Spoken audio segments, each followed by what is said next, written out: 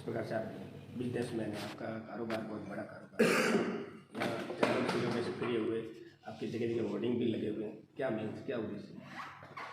या press conference का main उद्देश्य ये है कि मैंने अब ये नक्की किया है कि जालोर सिरोही लोकसभा से उम्मीदवारी भारतीय जनता पार्टी से मैं जता रहा हूँ।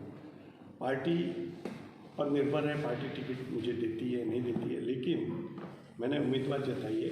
तो मैं ये पूरे एरिया के लोगों को ये संदेश देना चाहता हूँ कि मैं इसमें एक उम्मीदवार जता रहा हूँ, ये मेरा मुख्य। तो सर, ये भी आप एकदम अचानक राजनीति इस क्षेत्र में आए हो, पहले आपने कोई इंटरेस्ट नहीं लिया है, क्या वजह रही? वैसे अचानक तो नहीं आए हैं कह सकते हैं, क्योंकि हमने जिला परिषद के इलेक्शन लड़े, मेरी वाइफ ने पंचायत समिति के इलेक्शन लड़े, मेरे पिताजी सरपंच रहे, दादाजी मेरे सरपंच रहे, जब पंचायती राज आया तब प्रथम सरपंच रहे। तो हमारा परिवार राजनीति में पहले से है। तो सर, भाजपा जैसे संगठन में आप कोई पदाधिकारी वगैरह रहे क्या?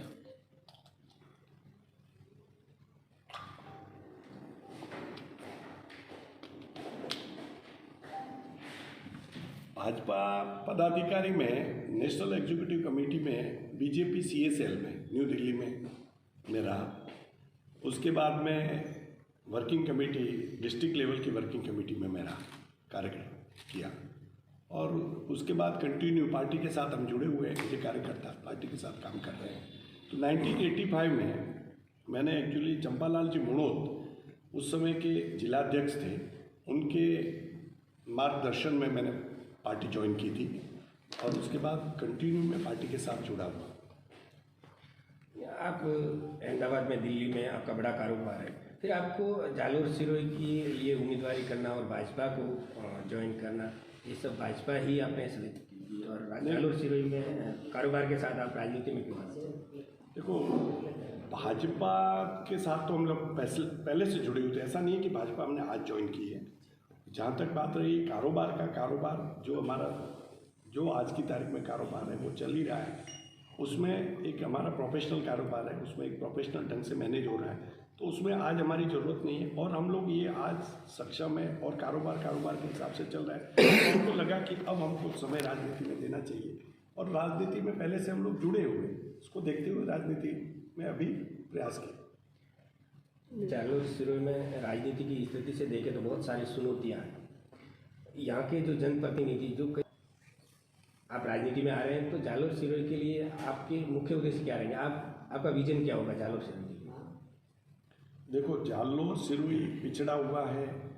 आज पिछड़े हुए में देखा जाए तो एजुकेशन पॉइंट ऑफ व्यू से भी 32वें 33वें नीचे से रैंक में आ रहा है। एजुकेशन की कमी है और मेरा ऐसा मानना है कि यदि शिक्षा यदि सही ढंग से हो तो विकास ऑटोमेटिकली होता है।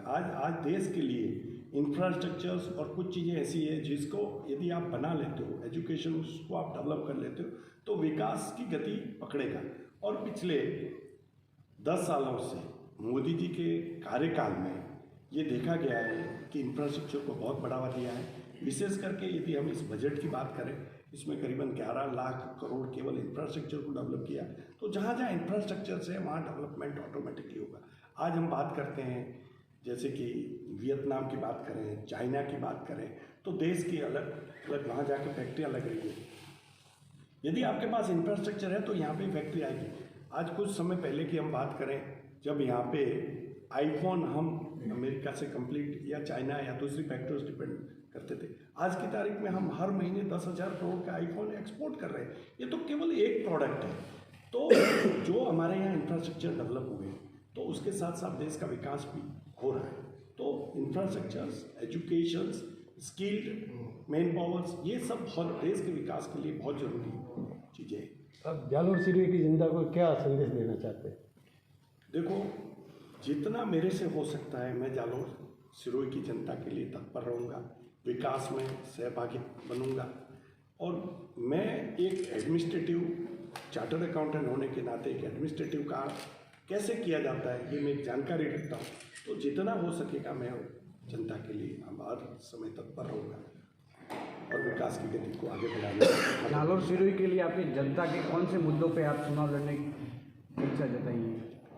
वैसे देखा जाए ना तो जालोर और सिरोही में मैक्सिमम आज जो है अन्नदाता किसानों पे 75 से 80% लोग खेती पे निर्भर हैं। तो खेती की अपनी समस्या है, इसके सिवाय भी एजुकेशन की समस्या है। तो किसानों की जो जो समस्या है उन समस्या, जैसे आज की तारीख में हम हमारे घर की बात करें तो दाड़म की सपोज हम लोग खेती कर रहे हैं, लेकिन उसके प्रॉपर रेट नहीं मिल रहे। आज 6 महीने में दाड़म पकता है, उसके बाद 30, 40, 50 रुपये में दाड़म बिकता है वास्तव में, और वही बाजार में 100 से 150 रुपये में दाड़म मिलता है। तो बीच में मंडी की कमी होने से अभी मंडी एक आध मंडी खुली है, जीवाना में खुली है, लेकिन उसके प्रॉपर रेट्स नहीं मिल रहे। तो ये आज जीरे की बात हम करें तो आज ऊंझा में हम लोग जीरा ले जा रहे हैं। आज हमारी गुजरात और राजस्थान ये 2 ही क्षेत्र है जहाँ सबसे ज़्यादा जीरा, लेकिन हमारे 70% होता है। तो हमारे यहाँ पे मंडी की अवेलेबिलिटी नहीं है। तो ये एक समस्या है। पानी की जो मेजर समस्या है, इलेक्ट्रिसिटी की समस्या है। तो इन सब समस्या को हम लोग पूरा ध्यान देके किस तरह से इसको टेकअप किया जाता है, take care of. Jalore Sirohi से बीजेपी से कई भी और भी दावेदार हैं जो टिकट की मांग कर रहे हैं। आपको पार्टी किस आधार पर टिकट दे और क्या मुद्दे हैं आपके अहम जिसके आधार पर आपको पार्टी भरोसा जताए आप पर?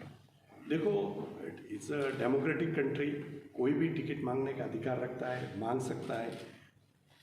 मैं केवल इतना कहूँगा कि मुझे यदि पार्टी टिकट देती है या नहीं भी देती है तो मैं पार्टी के साथ रहूँगा, और पार्टी देती है तो डेफिनेटली आगे बढ़ूँगा।